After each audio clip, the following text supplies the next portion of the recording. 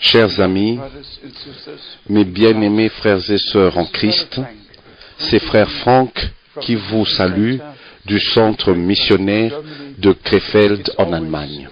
C'est toujours un privilège pour moi de vous parler au sujet du Seigneur, au sujet de son retour, au sujet des prophéties bibliques qui sont maintenant en train de s'accomplir dans notre génération. En fait, il s'agit de montrer le grand plan du salut. Dieu, depuis l'éternité, a fait ce plan et ce plan arrive maintenant à son accomplissement. Le sujet principal est le retour de Christ et l'accomplissement des prophéties bibliques dans notre génération. En rapport avec cela, c'est la restauration de l'Église du Nouveau Testament, telle qu'elle était au commencement. Dieu a utilisé les prophètes dans l'Ancien Testament pour dire d'avance ce que lui, il allait accomplir. Et puis, il a utilisé les apôtres qui étaient des témoins de ce qui avait pris place quand les Écritures furent accomplies et toutes les promesses de l'Ancien Testament, quand elles sont devenues une réalité ici sur la terre. Dans Éphésiens, au chapitre 3, à partir du verset 1, nous pouvons voir comment l'apôtre Paul a mis l'accent sur le mystère qui lui fut révélé par la révélation divine. Et puis, il dit, au verset 5, « Il n'a pas été manifesté aux fils des hommes dans les autres générations, comme il a été révélé maintenant par l'Esprit aux saints apôtres et prophètes de Christ. » Tout n'est que révélation divine.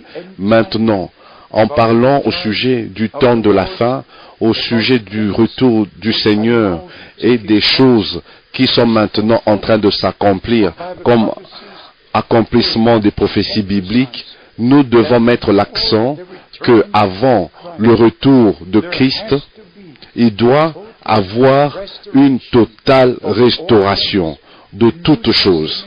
L'Église du Nouveau Testament à la fin sera comme elle était au commencement. Et au commencement, Dieu a placé dans son Église les ministères différents comme apôtres, prophètes, enseignants et ainsi de suite. Et dans la dernière phase, quand le Seigneur va agir d'une manière très puissante, dans la dernière phase, l'Église du Nouveau Testament va expérimenter, avant le retour de Christ, nous aurons une restauration.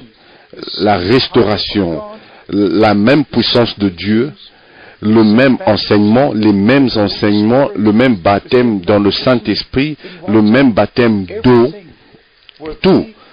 tout sera et doit être comme c'était au commencement, parce que Jésus-Christ est le alpha et l'oméga, le premier et le dernier, et il est le même hier, aujourd'hui et éternellement. Mes chers amis, nous devons comprendre que nous ne vivons pas dans les jours de la Réformation, nous vivons maintenant au temps de la restauration de toutes choses. J'aimerais vous montrer aujourd'hui l'importance de l'enseignement des 12 apôtres. Vous pouvez même aller dans Apocalypse, chapitre 21, où nous voyons la Nouvelle Jérusalem, et il nous est dit au sujet des 12 fondements et les 12 portes, 12 fondements. Là, nous trouvons les noms des 12 apôtres. Apocalypse, chapitre 21, au verset 14, la muraille de la ville avait 12 fondements et sur eux les 12 noms des 12 apôtres de l'agneau. Nous devons prendre les choses d'une manière sérieuse. Nous ne pouvons pas continuer à penser que nous allons le faire comme selon nos voies. Si nous voulons être dans la nouvelle Jérusalem, si nous voulons participer à la première résurrection, nous devons nous aligner avec la parole de Dieu. Dans une obéissance totale, nous devons être capables de dire, comme le Fils de Dieu l'a dit, et non ma volonté, mais ta volonté. Que ta volonté soit faite. Quand nous lisons au sujet des 12 apôtres, nous pouvons aussi lire dans Apocalypse chapitre 12. Ici, il nous est dit, au verset 1, « Un grand signe parut dans le ciel, une femme enveloppée du soleil, la lune sous ses pieds et une couronne de 12 étoiles sur sa tête. » Maintenant, nous n'irons pas en détail dans ces choses, dans ce langage symbolique, mais tous comprennent que, comme une femme reçoit la semence et donne naissance et donne vie, alors l'Église du Nouveau Testament nous est montrée ici comme une femme qui a reçu la semence de la parole de Dieu, et elle est couronnée de l'enseignement des 12 apôtres. Vous pouvez aller dans Apocalypse chapitre 1, et ici il nous est dit au verset 20, Apocalypse chapitre 1 au verset 20, le mystère des 7 étoiles, souvenez-vous, les 12 étoiles, une couronne des 12 étoiles, l'enseignement des 12 apôtres. La Nouvelle Jérusalem a 12 fondements et 12 portes avec les 12 noms des tribus d'Israël et les 12 fondements avec les 12 noms, les noms des 12 apôtres. Ici, il nous est dit au sujet des 7 églises qui représentent une seule église pendant la période du Nouveau Testament. Ici, il nous est dit dans Apocalypse chapitre 1 au verset 20, le mystère des 7 étoiles. Alors les étoiles dans la main du Seigneur. Du Seigneur, ce sont des messagers, les hommes de Dieu envoyés avec un message à l'Église. Et les apôtres avaient le message pour l'Église du Nouveau Testament. Et ici, il nous est dit dans Apocalypse chapitre 2, au verset 2, deuxième partie, « Tu as éprouvé ceux qui se disent apôtres et qui ne le sont pas, et que tu les as trouvés menteurs. » Pas ceux qui se disent, mais la réalité. Notre enseignement, notre pratique, tout ce que nous faisons doit être précisément exactement comme c'était au jour des apôtres. Et tous savent que dans l'histoire de l'Église, c'est seulement quelques années après le commencement, il y a eu des frères qui enseignaient des doctrines diverses qui n'étaient plus les enseignements originaux des apôtres. Alors nous devons être sûrs que nous croyons conformément aux Écritures. Et c'est comme ça, il y aura la restauration de toutes choses. Et cette restauration est nécessaire. Si nous allons dans l'Ancien Testament, dans 1 Roi, au chapitre 18, l'homme de Dieu a placé l'autel tel qu'il était au commencement. Il a rétabli, rebâti l'autel, et il a pris 12 pierres, les 12 pierres conformément aux 12 tribus d'Israël. Dans 1 Roi, au chapitre 18, et au verset 30 et 31, Élie dit alors à tout le peuple, « Approchez-vous de moi. » Tout le peuple s'approcha de lui. Et Élie rétablit l'autel de l'Éternel qui avait été renversé. Et il prit 12 pierres d'après le nombre des tribus des fils de Jacob. Alors, nous devons retourner dans l'harmonie des Écritures. Élie pensait qu'il était resté le seul avec le Seigneur. Mais le Seigneur lui a dit, il y en a encore 7000 qui n'ont pas fléchi le genou devant Baal. Alors, comme le prophète de ce jour-là a appelé le peuple de Dieu ensemble et il a rebâti l'autel, il a réparé l'autel et le peuple devait prendre une décision. Et de la même manière, le Seigneur lui-même a fait la promesse. Dans le dernier chapitre, dans les derniers versets de l'Ancien Testament, il a dit, je vais vous le lire, voici, je vous enverrai Élie, le prophète, avant le grand jour et redoutable de l'Éternel arrive. Alors, quand nous avons une telle promesse, nous devons retourner à ce que Élie avait fait pour savoir ce que Élie ferait, cet Élie qui devait venir avant le grand et redoutable jour de l'Éternel arrive.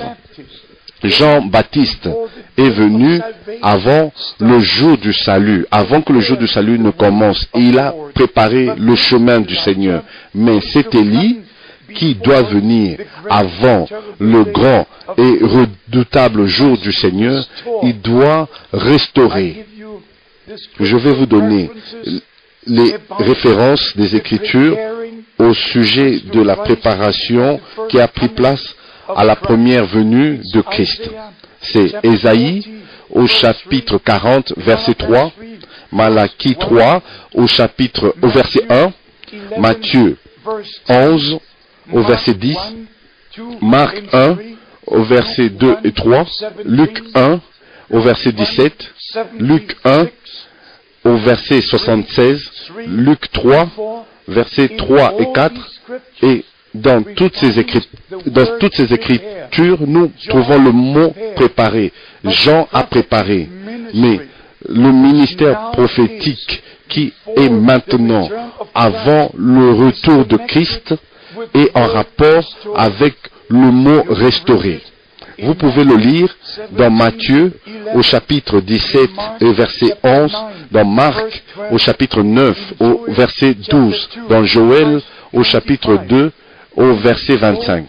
Et si nous allons dans le prophète Ésaïe, nous trouvons comment le mot réparer, restaurer, a été utilisé dans l'Ancien Testament. Et puis, nous irons dans le Nouveau Testament. Dans le prophète Ésaïe, au chapitre 58, nous allons lire au verset 11 et 12. L'Éternel sera toujours ton guide. Il rassasiera ton âme dans les lieux arides. Et il redonnera de la vigueur à tes membres. Tu seras comme un jardin arrosé, comme une source dont les eaux ne tarissent pas. Ici, voici la promesse. Et puis, ça continue. Au verset 12, les tiens rebâtiront sur d'anciennes ruines. Tu relèveras des fondements antiques.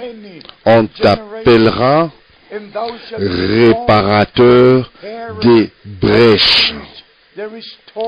Celui qui restaure les chemins, qui rend le pays habitable.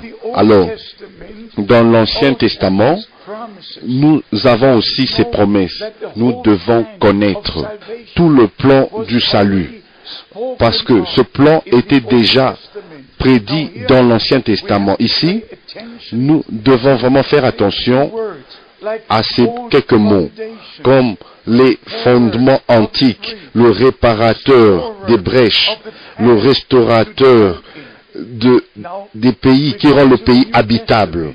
Maintenant, nous allons dans le Nouveau Testament, dans les écriture bien connue dans Matthieu chapitre 17. Et je veux que vous sachiez, mes chers frères et sœurs en Christ, ceci est le temps de Dieu pour le peuple de Dieu. Ce n'est pas assez de savoir ce que les grands évangélistes sont ou les charismatiques ou les personnalités charismatiques sont en train de faire. Nous devons savoir, connaître les promesses de Dieu pour aujourd'hui. Nous devons prendre part à ce que Dieu fait maintenant conformément à sa parole promise. Dans Matthieu au chapitre 17, nous avons ici l'histoire où il y a Moïse et Élie qui sont apparus sur la montagne de la transfiguration. Pierre, Jean et Jacques étaient là et la question fut posée. Et cette question fut posée au Seigneur. Pourquoi est-ce que les scribes disent-ils que Élie doit venir premièrement? Et bien sûr, nous avons la réponse des lèvres même de Jésus-Christ notre Seigneur. Et je vous en supplie de croire ce que lui il dit en son nom. Ne parlez pas à la chair et au sang, ne posez pas des questions sur les choses de Dieu aux hommes. Seulement, les Saintes Écritures peuvent nous donner des réponses qui sont dans les Saintes Écritures.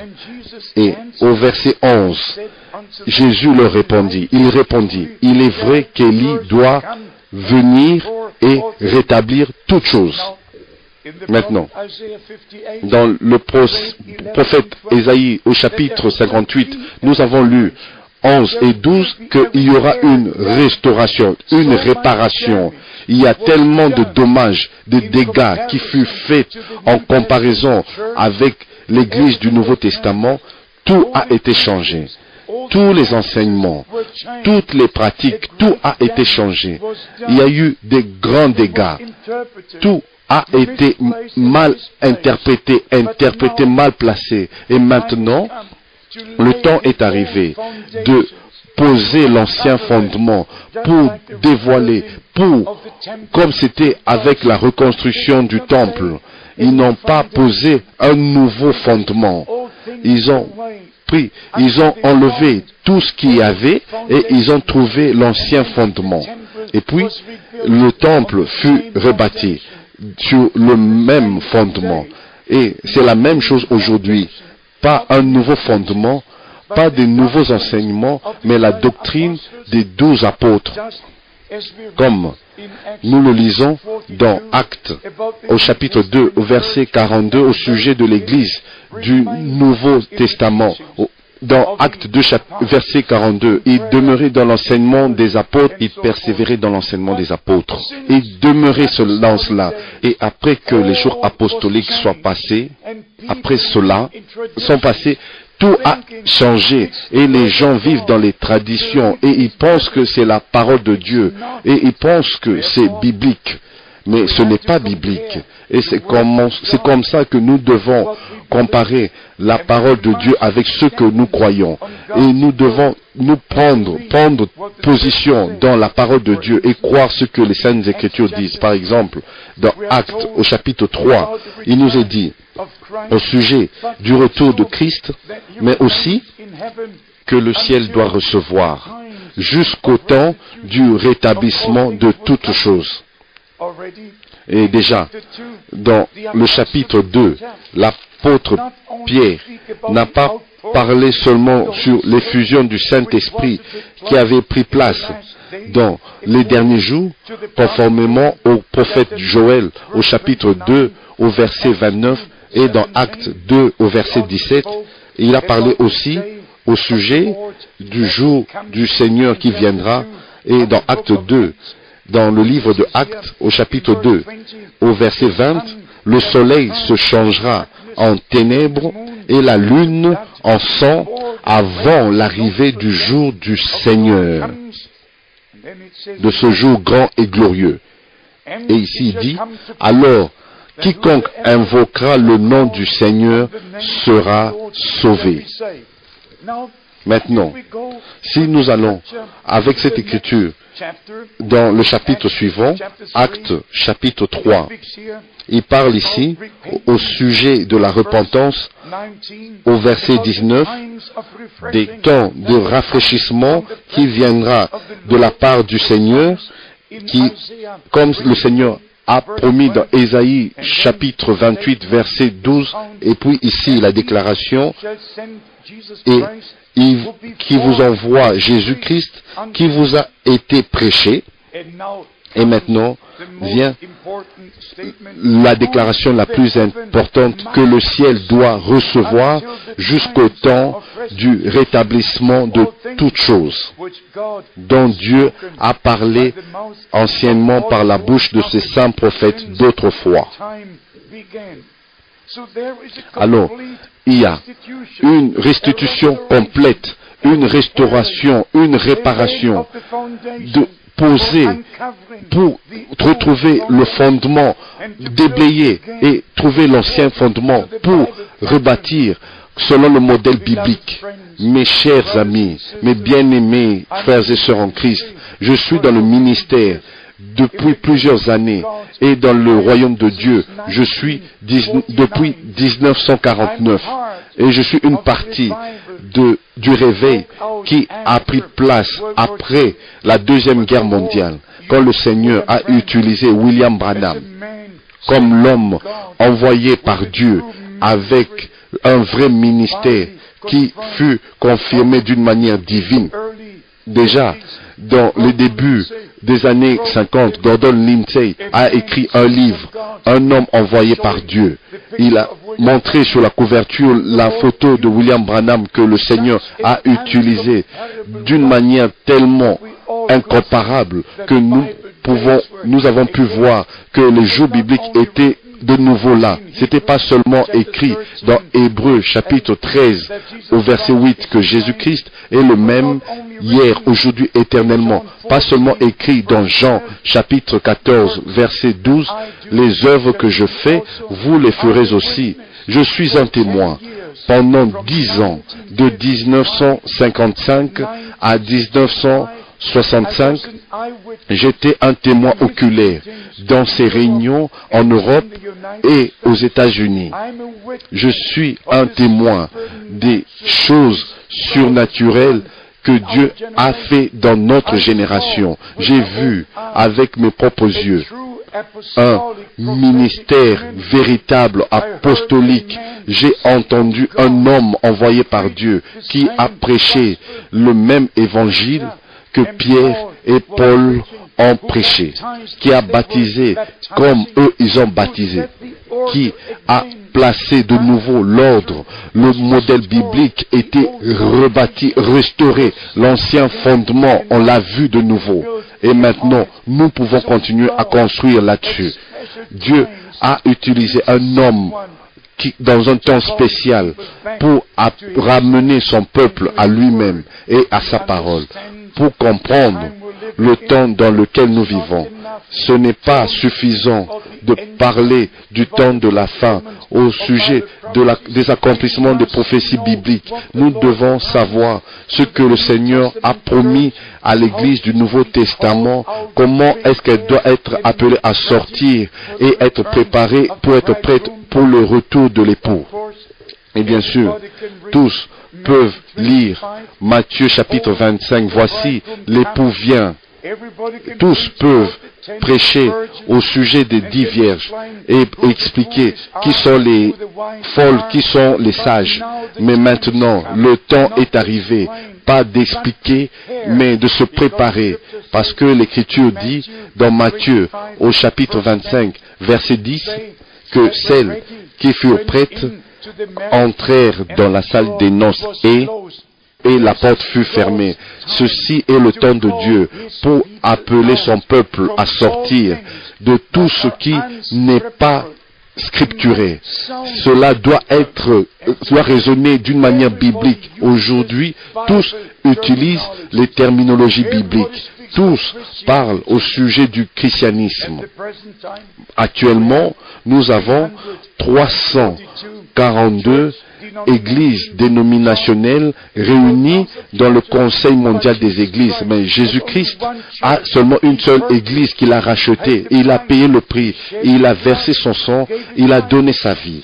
Et maintenant, il appelle son église à sortir de toutes les églises et nous ramène à lui-même et à sa parole pour croire en lui comme le disent les Saintes Écritures, selon les Saintes Écritures. Mais bien-aimés, ceci est un ministère prophétique et apostolique. Cela veut dire que nous avons été ramenés à la vraie parole de Dieu qui nous a été annoncée dans le nom du Seigneur sous l'inspiration du Saint-Esprit par les apôtres et les prophètes. Et l'Église du Nouveau Testament, conformément à Éphésiens au chapitre 2, est édifiée sur le fondement des apôtres et des prophètes. Que vous entendiez sa voix maintenant et que vous aligniez sur sa parole et que vous soyez restaurés, c'est ma prière. Que Dieu vous bénisse dans le saint nom de Jésus-Christ.